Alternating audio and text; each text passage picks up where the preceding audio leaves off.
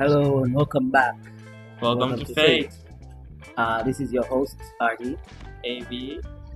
Today we have, once again, another lovely guest. Introduction about yourself. Right. Okay. Naitwa Charlotte. I'm a clinician au niseme doctor. And what else? A doctor. Researching. And yeah, a doctor. Okay, some call me Chi, some call me Lotte. Whichever is good to go.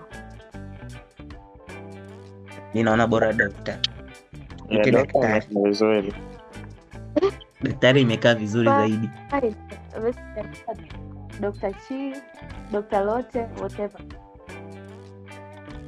Dr. Chi. Yeah. Unamwona Dr. Chi? Mimi namuona ndugu yangu. Sijui nyinyi. Mimi namuona safi sana. Safi sana. So the topic of the day, kama madam alivyo ni doctor hapo, ilikuwa ni mental health, au sio? Mental health. Akili ya ubongo. Ubongo wa akili. Kijana. Wanataka wachanganye watu. Sijui unahitaji mwenyewe. Nataka wachanganye watu, tupoteze watu. So Charlotte. Yes. What is mental health to you, or in general? Okay. Kwanza tukianza na the word health. Kwa tunasema kwamba health is a state of being well psychologically, logically, emotionally, mentally. Yeah, is a state of being emotionally, psychologically, physically well. Ila not merely the absence of any disease. Yani ni kwamba tunasema we have seen a lot of people, maybe diabetic people, watu wenye kisukari, watu wenye pressure. Sawa, wana ugonjwa, wanakuwa na underlying disease kama diabetes, kama kisukari, lakini at a certain point of life wanakuwa health. Yani ni kwamba muda huo hana bugdha yoyote mwilini mwake, maybe no headache, no dizziness, hamna chochote. That is the meaning of health. Lakini when we talk about mental health, tunaenda directly to psychological well-being. Kwa hiyo mental health ni pale ambapo mtu anakuwa psychologically well. Yeah, I think that's it. Okay. Sawa, doctor. Daktari. Sasa daktari, mimi nina swali kwa ajili yako.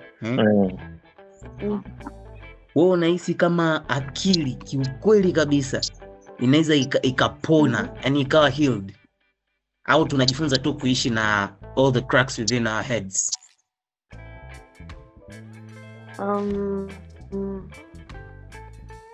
You can heal. Yani completely. Ni unaweza ukapona. Yes, though it's a process. Ila unaweza ukapona vizuri. Sasa how do you get completely healed mentally? Is there a step by step procedure? Yani is there a step by step procedure yani mpaka unakuwa healed kabisa yani completely? It's sio actually step by step, lakini ni tuseme ni kwamba ni multiple interventions zinatumika kumfanya au kumsaidia mtu ambaye ana changamoto ya mental. Kuna medications, kuna behavioral therapies, kuna counseling, kuna occupational therapies. Yani hivyo vitu vyote ndio vitafanya kumshape mtu rudi kuwa normal. Sasa ila ni ngumu.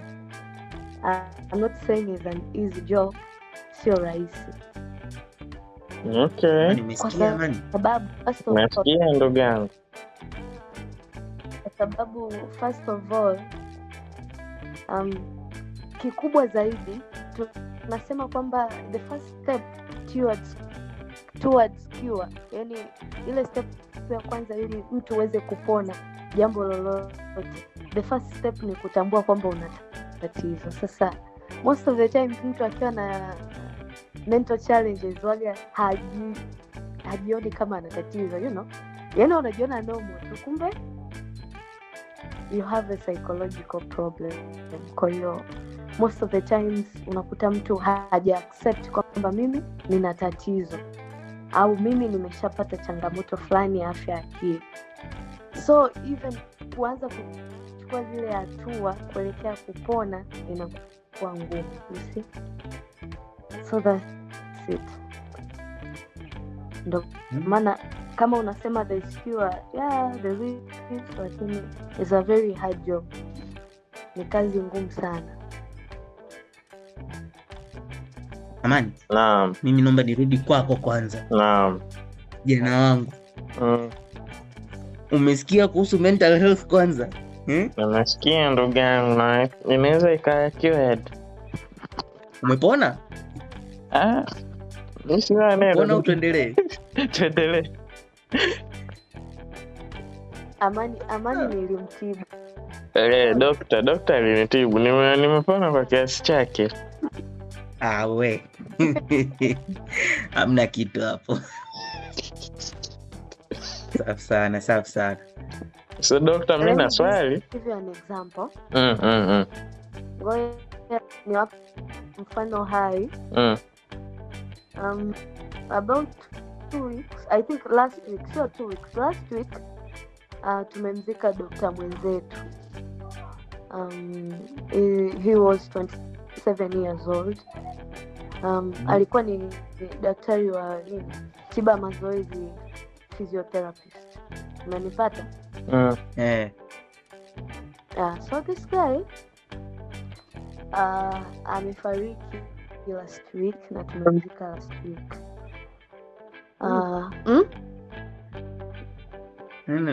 Nasikia mambo ya kufariki yani wiki kuna misiba kila kona. Poleni sana. Na hapa story sababu tu ya kutaka kuonyesha how serious mental health is. Unaona? Sasa this guy alikuwa na uraibu wa pombe. You see? Yani alikuwa ni pombe kwake ni kama chai. Kwa hiyo yani ni mtu ambaye alikuwa ni excessive drinker. Yani ni oh my God. Ni anakunywa, yani unajua anakunywa. Sio ile yani anakunywa kinoma. Umeona? Yani anakunywa sana. Kwa hiyo alikuwa na cases nyingi za kupungukiwa sukari mwilini. We call it hypoglycemia. Okay. Kwa hiyo alikuwa na hypoglycemia. Anawahi, anapata tiba, hivyo anawahi. Until when the Lord called him. Hiyo siku alikunywa, akafall into hypoglycemia kiasi kwamba hakuweza kutibika. Unaona? Alikuwa anakunywa sana hali. Okay, so that's it. Ila sasa kuja kujaribu sasa, unajua kitu kikishatokea so ndo stories zinaanza na nini. Umeona? Kwa hiyo kipindi cha wake this guy yeye anadai kwamba alikuwa na girlfriend. Umeona? Na huyo girlfriend yeye alimsomesha. Unaona? I guess kama alimsomesha chuo kama sio certificate diploma. Lakini sasa huyu mdada akamwacha the guy and got married to the best friend. Safi. Hiyo mbaya hiyo. Sio akadate, got married. Unaona? Kwa hiyo baada ya hapo the guy amejaribu sana kuacha pombe, ameshinda. Yaani ni pombe kila muda, sigara. vitu kama hivyo. Yaani ndio vitu vyake asubuhi, mchana, jioni, kiasi kwamba yeye kula ni changamoto. Kwa vitu kama hivyo, paka pombe zimemuua. Unaona? Na kwanza poleni sana ila hiyo kesi mimi nimeelewa. Hiyo hata mimi mwenyewe ningekuwa kama jamaa sio poa. Naelewa ndugu yako. Hiyo kesi mbaya sana hiyo. We. Inatokea wanangu ile. Walijaribu kumshauri maybe aanzishe mahusiano mapya. Of course alikuwa na mahusiano mapya. Lakini still I think it wasn't working out. Yaani tayari unajua ile ameshapata effect. High expectations.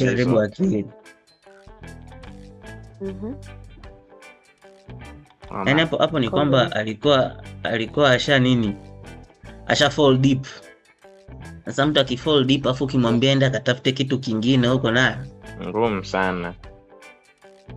Unakuwa ni kama kidonda au ni kama ukuta ukivunjika, instead of kutengeneza unauplaster tu kidogo afu unauacha. Wewe utavunjika tu mbeleni. Utavunjika tu. Pause. Kondo hivyo.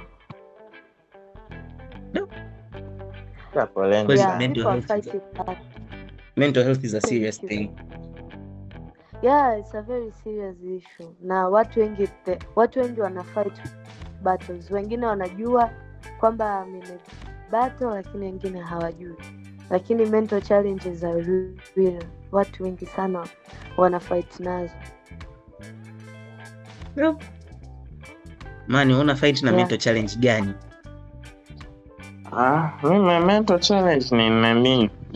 Mostly like I have too many things, so my mind gets clouded. You try to juggle too many things at once? Yeah, too many things at once. Sasa daktari. Daktari, if you could introduce just one simple but powerful mental health practice into every household in Africa or in Tanzania, itakuwa ipi? Yani what would it be and why? What? A mental health practice. Yes. Yani kitu ambacho wanaweza kufanya ku improve the mental health. Haiwezi ikawa moja, there are variety. Like ukiambiwa uchague a very powerful one. Yani one, it's simple but it's very powerful. Yeah. Ukaambiwa uchague afu uintroduce to to almost every Tanzanian household. Utachagua ipi? Na kwa nini? I think it's to let out.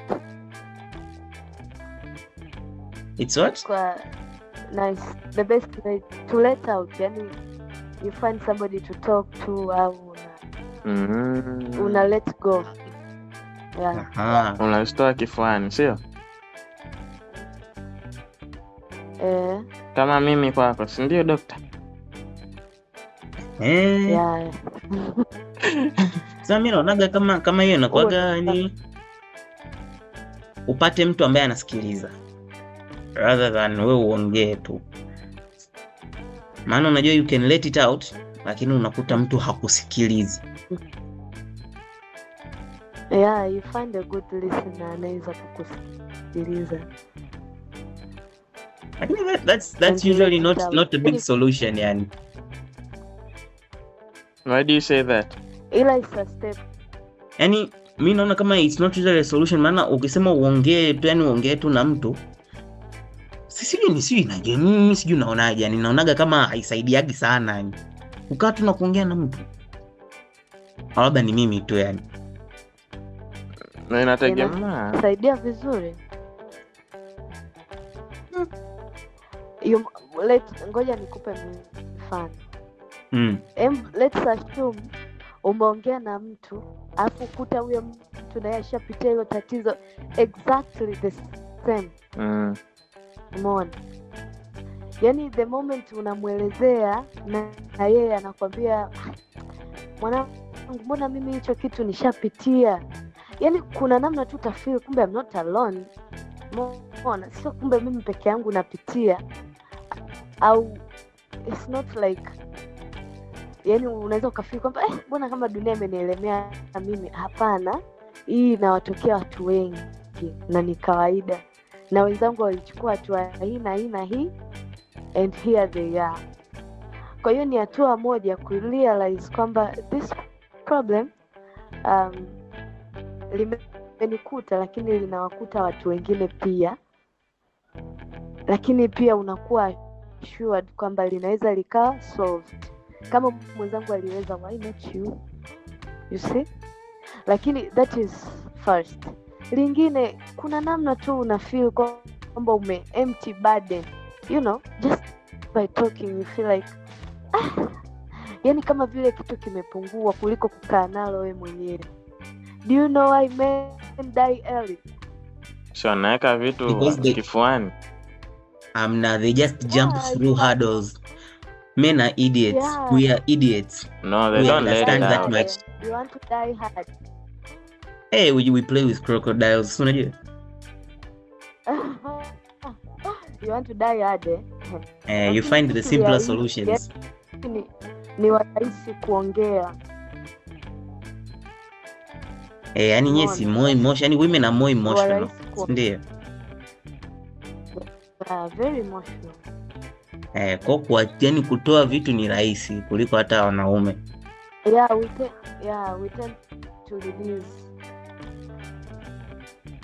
Sasa hapo kuna hiyo factor hiyo sasa. Unaupa ubongo wako a chance to restart. Kama unapo restart computer ikishaanza kuwa ina stuck na nini una restart the same way with your head. Mwe mnafanya restart kwenye akili zenu. Ila hapo mfano you said that women are more easy, it's easier for them to express themselves. Usipopata mtu wa kunani wa kuongea naye, what's the step for women like that? They don't get a person to express. Oh, okay. We cry. It releases. Maybe you talk to God. Maybe you talk to the tree. Sasa si nani? Safi sana. Hiyo safi sana hiyo. Scream out loud. Enda kuongea na miti kama tuanze kuombea. Unaenda kutafuta bahari unaongea nayo, sio poa.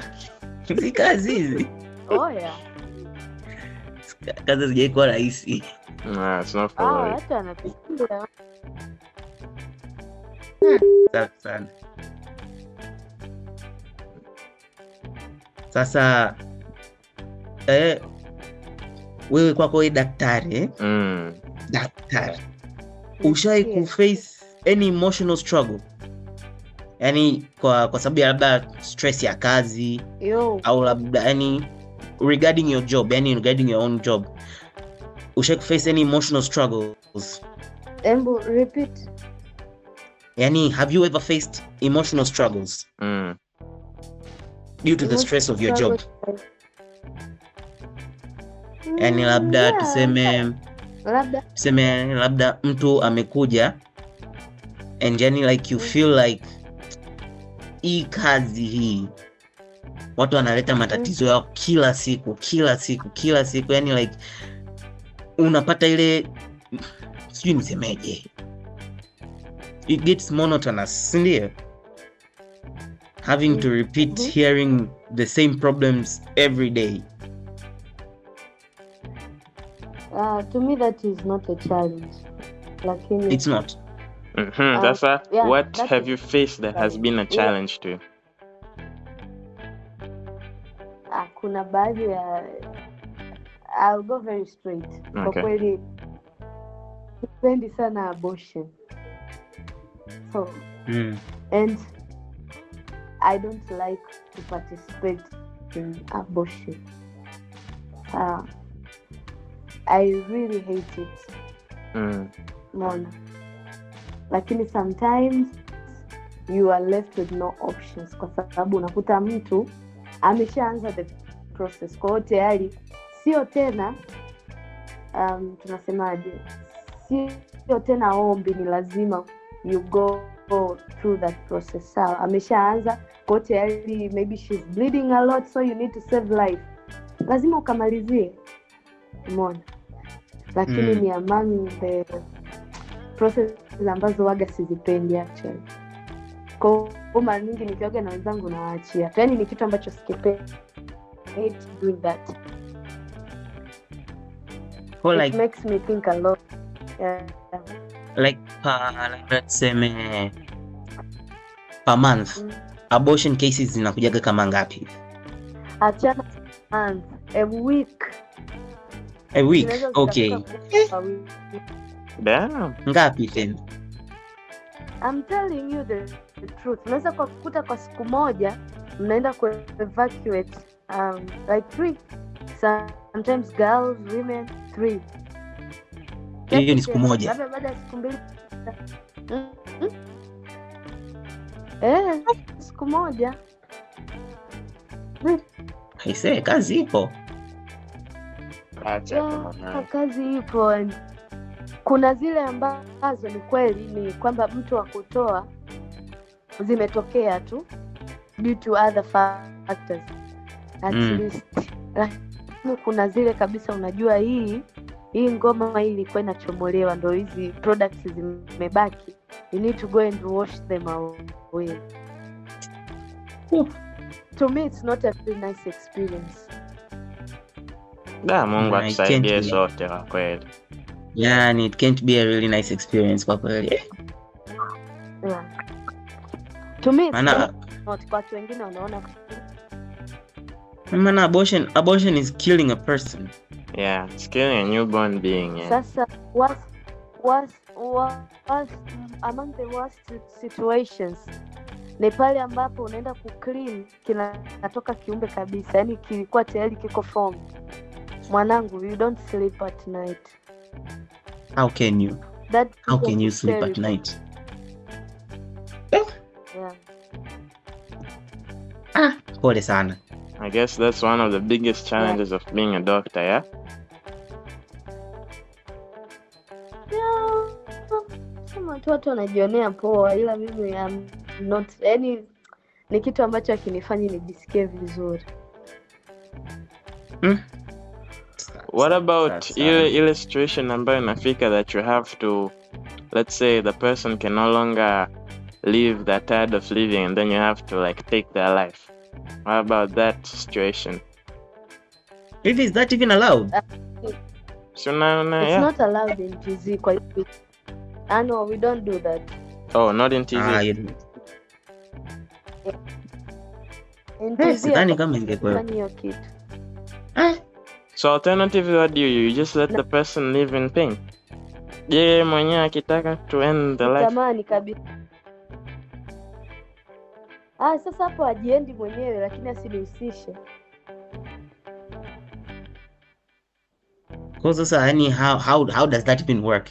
Yani kwamba yani since ndo zile suicide calls, ndio? Like you can't commit suicide on your own, then you want someone to commit it for you. Then that is not even suicide. Yani hiyo sio suicide tena. Sio suicide. Unajua maana suicide? You take your own life on your own. Yani, but you can take your own life. Through another you can person. take your own life through another person. How? See, unamwomba like what? Someone has been in pain on the hospital bed for a while. Afu anakuomba au labda the family itself. Kama the family itakuwa sio suicide. Yeye mwenyewe akiomba to put him out of his misery. Isn't that like suicide? Yeye mwenyewe anakuwa hajui maana ya human rights. Tunasema kwamba the right to life. Sawa. Everyone has a right to life unless taken by God or by other natural causes na not by himself, any other person. Yani hata yeye haruhusiwi kuchukua maisha yake mwenyewe. It's a crime. You see? Sasa if they have a right to life, nasema if they have the right to life, don't they have the right to take their life? I don't think it works that way though. No, ndo maana ni your right. Nasema kwamba a person has a right to life na no one is allowed to take it from him, including himself or herself, except God. Sawa. Na other natural disasters au nini kama diseases, ila hata yeye mwenyewe haruhusiwi kuchukua maisha yake. Sisi kama taifa bado tunamtegemea tulipie kodi. Wacha. Kwa nini yeye? Ndo sababu yenyewe kumweka awe hai, sio? Ndo sababu ya kumconvince aishi. Anyways, kwenye career yetu pia tunaita ethical dilemmas. Umeona? Tunaziita dilemma. Hiyo ni among the dilemmas. Unajua kabisa huyu mtu atoboi, you know? Sawa. Na lakini hadi kumsupport ni almost millions of money. Sawa. Kwa hiyo yani unaingia kwenye dilemma like nikiwaambia ndugu zake au relatives they will be paying millions of money, lakini sasa tunajua kabisa huyu atoboi. Umeona? Kwa hiyo ni dilemma mojawapo. Kwa hiyo walipie au wasilipie. Lakini mwisho wa siku wewe kazi yako ni kutoa huduma. Unaona? Hela zinatafuta tu. Kwa hiyo kazi yako ni kutoa huduma. Ndio inafikirisha sana. Hapo kwenye kufikiria. Wewe kama doctor, have you ever had a patient that has changed your perspective about more mental health or about life? Yani umepata a patient ambaye amefanya yani ufikiri upya, change your perspective kabisa, kupata muonekano mpya wa mental health au maisha. Like muonekano vipi? Yani kuhusu mimi ni personality zangu au yani unachoamini. Let's say you believe that X could never happen, alafu ukapata huyo Y patient akakufanya ubadili kabisa mtazamo.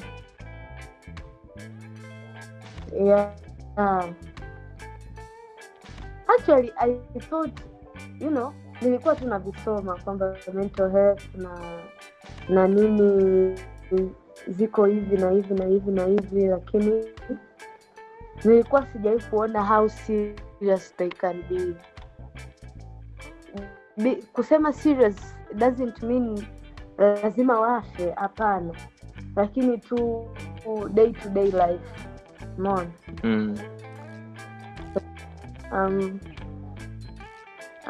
Ngoja niwape mfano mwingine. Mfano? Okay. Okay, sasa I had this guy. Tulipokuwa watoto. Actually it's my first love. Wow. Hapo sasa. Umeona? Kwa hiyo ni utotoni vile. Ndoka baby, let's naelewa. Kwa hiyo actually I know him in and out. Tumesoma naye from primary. Kwa kuanzia primary namjua till now. Umeona? Sasa tulienda, you know, as you grow up further, you grow apart. I guess tunaelewa.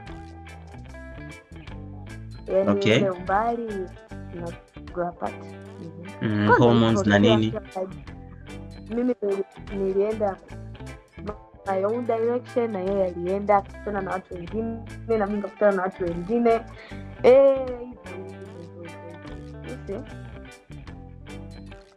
Sasa mwenzangu I don't know, sijui nini kimetokea kwa alipo. Umeona? Lakini kawa mtu wa ajabu, yani unajua ajabu sana. alikuwa anasomea hii lab technician. Ka drop out chuo. Yani ni mtu ambaye sasa hivi unamwona kabisa ile. Na yeye does he do drugs? Cigar. Yeah, he does. That's ten. Ana try kuacha because yani it reaches a point unamwambia if you want to win my love back, kwa sababu anakuwa na claim I still need you back. If you need to win that yani my love back, acha hivyo vitu. Yani ni kama kumpigia tu nini? Mbuzi kinanda. Mbuzi gitaa. Kazi ipo. Yani anaweza moja like the day mmeonana hivi, leo nimeacha kabisa, naacha. After 2 days ndio hivyo ameanzisha kibiashara. Yani unajua ni mtu ambaye sasa yani anakuwa tu ile yani too much words, sijui unaelewa, like nitafanya hiki, mambo yanaenda like in real sense nothing is going nowhere. Ameshote kinachoenda, amefungua kijiduka lakini it's not working out, kwa sababu hata kile kidogo anachopata kinaishia wapi? Kwenye pombe, sigara. Eventually vinaishia kwenye ulabu. Au anaweza kawa yuko maybe kazini kwake hapo, then he receives a call, hey, uko wapi? Huyu anafunga anaondoka zake. So you see, kweli biashara hizi kaenda hivi. His parents wamejaribu kustruggle, wamejaribu kufanyeje kumbadilisha mazingira and all that. His mind is no longer, yani mentally hayupo tena, kwa sababu ni vitu ambavyo anatry kuacha, anashindwa kwa sababu ameshaingia kwenye addiction. Umeona? Yeah, so it's a disaster, mwanangu, it's a disaster. But then haven't you ever tried labda kumpa more professional help? Well, I'm trying a lot. I'm trying. Any real sense tunatamani hata kumtenga, lakini you can't. Kwa sababu sasa sometimes anaweza kusababisha yani ukaibika, unajua ukaibika mbele za watu. Lakini hivyo we move on regardless. Unazidi tu kumpa moyo, kumshauri. Lakini mwisho wa siku I don't know, sijui kama I'll make it. The challenge. Nobert angekuwa ndo dokta yake, huyo jamaa angekuwa anakula makofi ndugu yangu.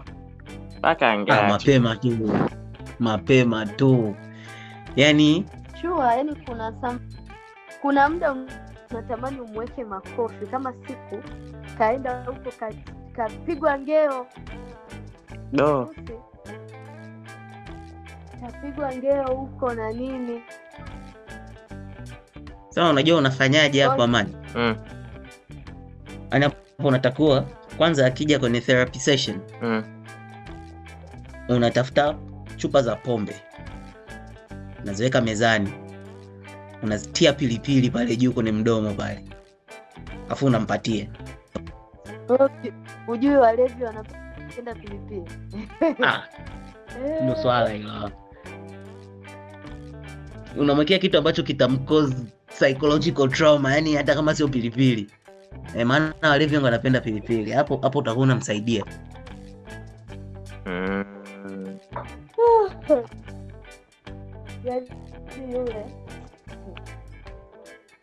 Maana kuna kitu kinaitwa yani you can control trauma through trauma, ndio? Maana you can induce trauma ili kuipoteza the previous ambayo ilikuwa ina exist, the trauma ambayo ilikuwa ina exist. Hapana, you call for trauma. Yani unakuwa unazistack. Hiyo ni kama vile unasema dawa moto ni moto. I was about to say that. Kwani sio? Dawa moto sio moto. Ni dawa moto ni moto. Dawa ya moto ni mchanga au maji. Sasa kama mchanga ukigoma. Carbon dioxide. Maana hapo inaonekana mchanga umegoma. Sasa unawekaje moto kwenye moto ndugu yangu? Amna, see, kama if you want to stop a forest fire, you have to start a new fire. Kama the forest fire is really big. You start a new fire? Mm. Ni sijui ndugu yangu. Alafu. Ndio, yani the new fire inatumika kuzima the existing one. Alafu what about the fire ambayo umeanzisha? Inazima. It cancels each other out. I think there is where dawa ya moto ni moto works, not in trauma, bro. Sure. No, this guy sasa hivi trauma nyingine anayopitia. Tunajua ile sasa hauna hela and yani you are being dependent ile kwa shikaji, si mwanangu tutoke basi mwanangu, unajua ile that type of shit. Kwa hiyo ni kama vile yani hivyo anategemea ni gazivo, sijui ndo washikaji, sijui ndo nini wanunue and stuff. Kwa hiyo watu wanaanza kumuona kama upinde, you see. Nazidi tu kumpa trauma than yani ungetegemea labda akisikia hivyo ndo abadilike, lakini hapana, ndio vinazidi kumpa tu trauma, yani anazidi kuwa broken, you see. So it's a new fire, lakini it doesn't cancel the other fire. Hiyo ndo tunaita the beginning of the end. Mbona in movies it works? Sasa hiyo si movie ndugu yangu. Sasa sikia, kwani kwenye movie si ina depict real life? Yeah, but lakini hata kama ina real life ni very rare situations. I mean 1 out of 1,000. Nakumbuka huyo ni mtu amekaa mezani kama sisi hapa in a podcast, kakaa ametunga. Yaani kutunga inamaanisha he might have seen it somewhere. Probably. Yes, lakini it might be fictional. Ndo pale tunasema the difference between black people and Africans. Black people and Africans? Tofauti. What's the difference, my friend? Let me tell you. A black person ukimwita black ana mind. Ila an African ukimwita black, given the way we were raised and how we live, the African you nasema ni neno tu. Hey, we are black. That is our color.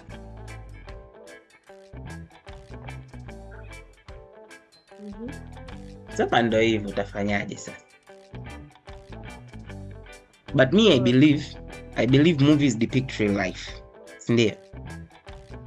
Kwa I believe there is a possibility ya kuweza ku treat trauma with siwezi ngasema trauma, maybe fear, maybe something a person might fear losing more than the trauma. Sasa hapo nadhani tuongelee the extent of trauma. Kwa sababu huyo ambaye nakwambia amefariki, mama yake alitoka huko alikotoka akaja huku kwa mwanae, like your mom anatoka huko mikoani anakuja kukufuata wewe unapofanyia kazi. Makes you swear, yani akamwapisha na yote lakini it didn't help. Sasa hiyo fear haikusaidia chochote. Because sometimes inaweza ikawa una create fear lakini inakuwa just temporal. Very temporal fear. Yeah. You can make it permanent. Yes, sasa nzuri hiyo. Sasa hapo ndo tunaita una induce extra trauma. Utaharibu zaidi. Ndio mtu ataona dunia yote imemwelemea. Inamaanisha moral code inakuwa unaivunja. Nini? Nasema hapo si utakuwa unaivunja moral code. Yeah, sure. Safi sana. Sure. I pray for that friend of Yeah. yours. I'm also praying for him. May he recover soon. Amen. May he recover Hapo soon. alikuwa ni a very bright person. Darasani alikuwa kipanga. Inawezekana alionjeshwa bangi wewe. Unajua ukionja bangi unapotea.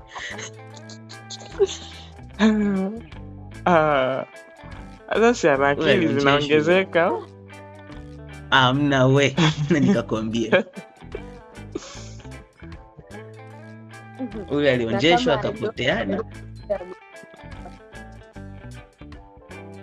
Huyu alionjeshwa bangi akapoteana, akasema hapa niendelee.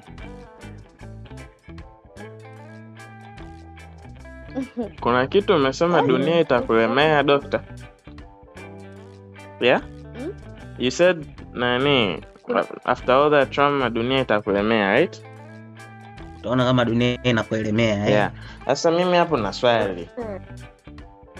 Je, tunalea kizazi kinachojua kuficha huzuni kwa vicheko na memes, yani social media and all that sharing, lakini ndani tunakufa kimya kimya?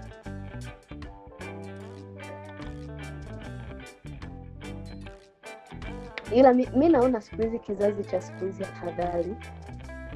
Watu hawaogopi air out matatizo yao. Watu wengi wana air out matatizo yao. Na Okay. siku hizi kidogo wazazi wengi wako open na watoto wao, wanaweza wakadiscuss, wakaongea, sio kama zamani. Depends on your household, ndugu yangu. Ndio maana nimesema wengi, japo sio wote, tena kwa ukanda wetu huu wa Afrika. So white.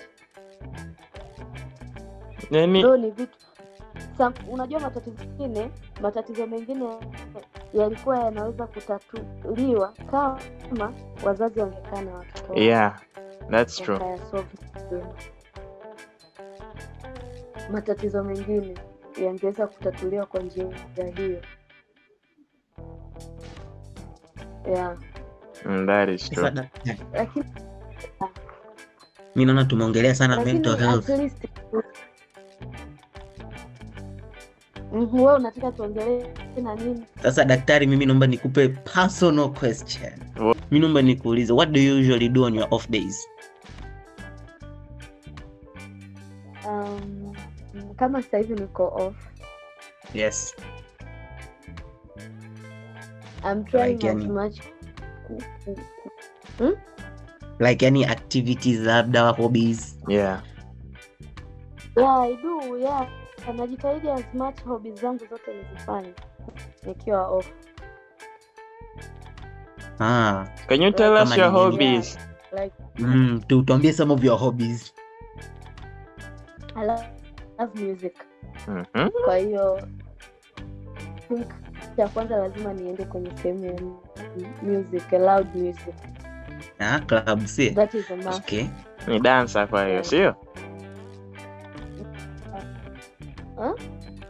Are you the active type of clubber au ni ile aina ambayo unapenda kwenda sehemu ukae utulie usikilize tu muziki huko unakunywa soda? She's a dancer. I'm that active you have never seen. So you are the jumping type. She's a dancer.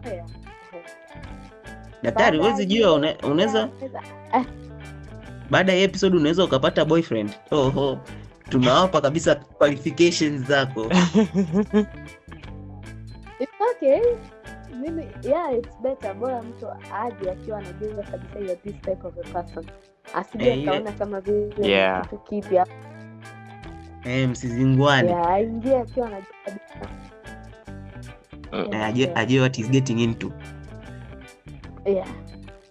Ajue what trouble is awaiting.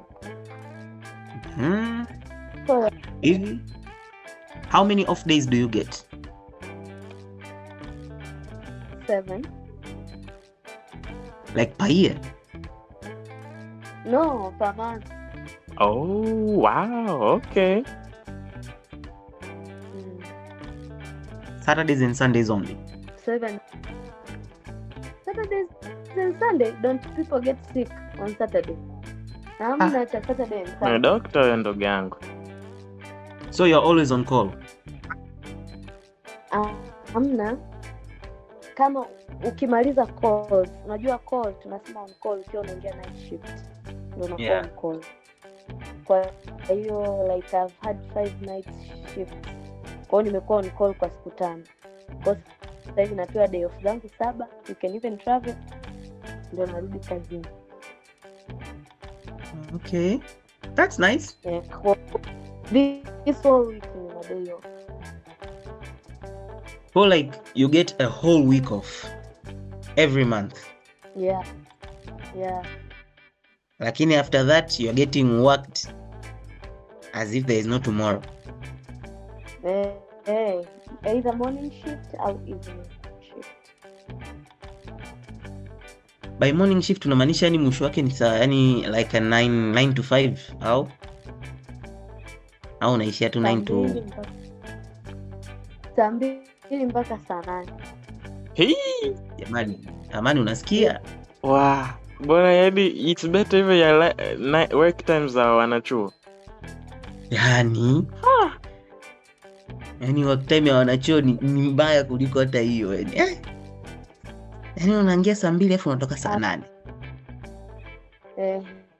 Alafu mwingine anaingia saa 9 anatoka saa 2.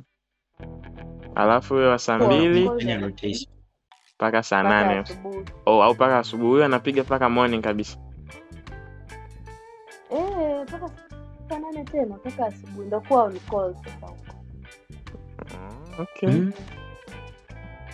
Yeah. Amani daktari huyo. Ndugu yangu, mimi sina neno ila I have a question on that. What's the challenges of being a night owl kama wanaofanya kazi usiku? Kuna impact yoyote ambao wanapata in the long run uko mbele? Sababu the normal human body na thing imezoea day than night. Yeah. Kwanza exhaustion. Yaani siwezi kudanganya. Night inachosha sana. Yaani inachosha. Kwa hiyo tu generally the body inakuwa tired, inakuwa imechoka and stuff. Unaona? Cha pili, it was meant to sleep during the night. Afu work during the day. Ila vice versa. Mbona kwa hiyo it's kind of tough.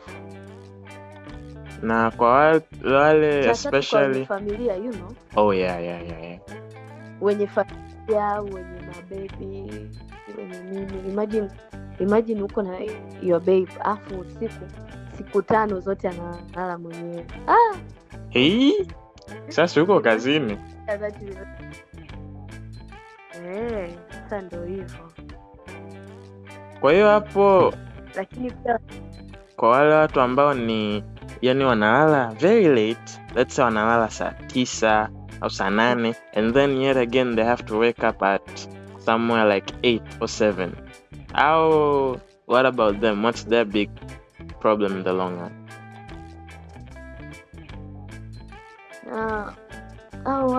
Watu wana develop insomnia. Kwanza unajua usipolala vizuri, sleeping is one of the way to manage stress. Ni namna bora ya kumanage stress kwa sababu ni kama vile ubongo una refresh, you start a new day. Lakini usipopata enough sleep unakuwa kama vile hiyo refreshment haifanyiki kwenye mwili wako. Umeona?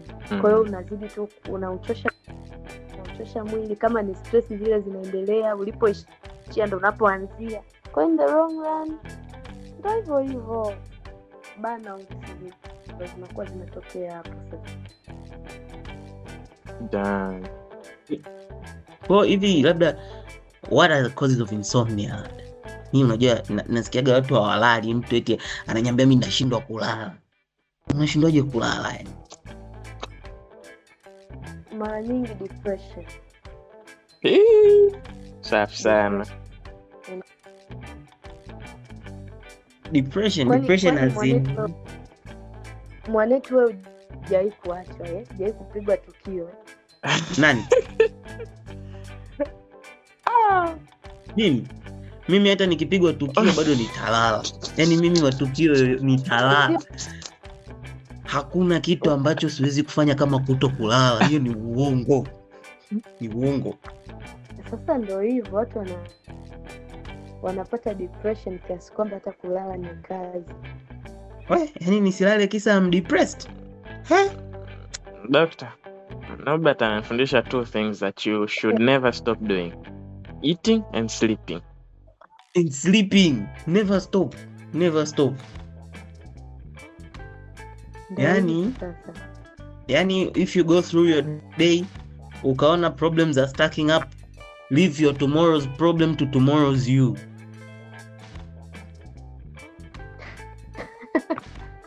Hey, you don't need to stress too much. I was also told sometimes if you have unsolved problems, ukilala ukiamka una come up with a solution. Is that true? Sasa ndio paka ulali. Unajua ukiwa unaenda kulala kuna refractory period hapo ka time hivi ambapo unakuwa idle ukisubiria usingizi. Asa kwa muda ndio mawazo sasa huwa yana Asa ako kamda ukishikilia kitabu dakika 2 tu. Unahitaji hata kukaa sana. Unahitaji hata kukaa sana. Dakika 2 tu. Ukipata depression na hicho kitabu utashika. Maana nakwambia. Unashika na usiku. Ndio maana mimi nasemaga. Listen, I was once depressed. Nikawa nasema nikiangalia movie macho unajua yanachoka unalala. Nilikuwa nakodoa hadi saa 2 asubuhi. Hadi saa 2 asubuhi ndio nasinzia, saa 2 asubuhi. You can see how depression is bad. Saa 2 asubuhi ndo nalala kuanzia hivi usiku. Ni movie usingizi sipati hata kidogo hadi saa 2. Unaona nilipokuwa nimefikia. Hata kijana wangu hapa naye naisi alipitia swala hilo. Mwanangu acha tu. Daktari anajua, usijali, daktari anajua. Yeah, sure, I remember. Tulikuwa tunakesha naye sana. Kijana wangu anakuja ananiambia mimi sijali na siku 2 na siku 3. Nimesha kucheka tu. Ananiambia kijana wangu una matatizo kweli. Yeah. Iko serious sana kiasi. Kila ukishaanza kusolve mambo yako, mimi siku hizi ilifikia wakati hata saa 4 ball.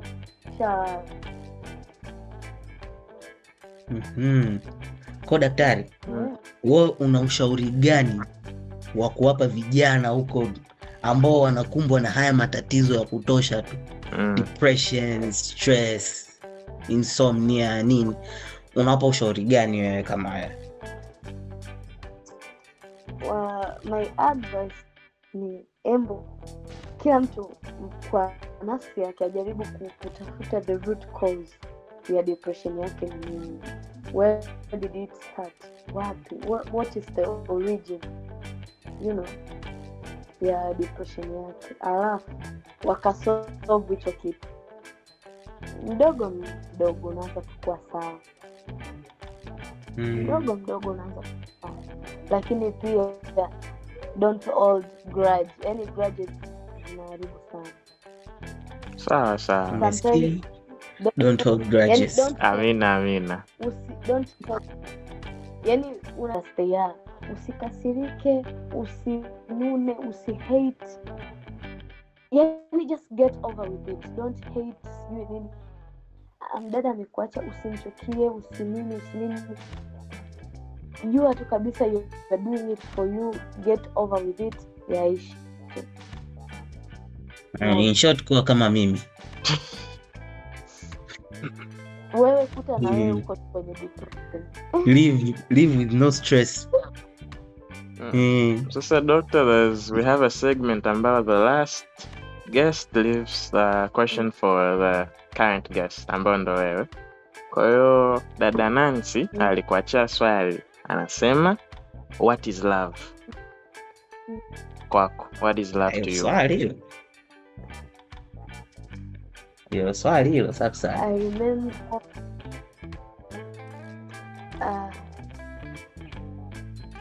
mimi hapa I'm a Christian. And from my point of view, sijasema hiyo ya wote, lakini from my point of view, yes, I believe kwamba Christ loved so much to the point of sacrificing himself for us. So to my side, love ni strong feeling ambayo yani you feel like you can sacrifice something for the person that you're feeling. That is love. Kama you think kwamba unampenda mtu and you can't sacrifice, that is not love. You're joking. You're joking. Kusema sacrifice maanishi uwawe au ujiue, sijui ndio hiyo. No, kuna a lot of things to sacrifice. Unajua unaweza ukasacrifice hata muda wako. Yeah. Even time is very. Unaweza ukasacrifice muda, resources, nguvu, akili na nini, you know, vitu vingi. Lakini if you think you cannot sacrifice for that person, bado hujapenda, bado. Yani hapo bado tu you're joking. Yeah. So that's love. Love kwako involves sacrifice. Sure, 100%. Nice lesson. With that being said, will you like to leave a question for the next guest? A question for the next guest. My question for the next year. You can tell us after the show pia, tutamuuliza tu. You can text it. Give me time, nitatumia swali zuri tu kumuuliza. Okay. Nice. You have been a lovely guest. We thank you. Thank you for being with us. And your social media, we're gonna put it on the link. Okay. Yeah. Thank you for participating and teaching us. This has been RT. This has been AB. And this is Fate. Thank you all. Thank you.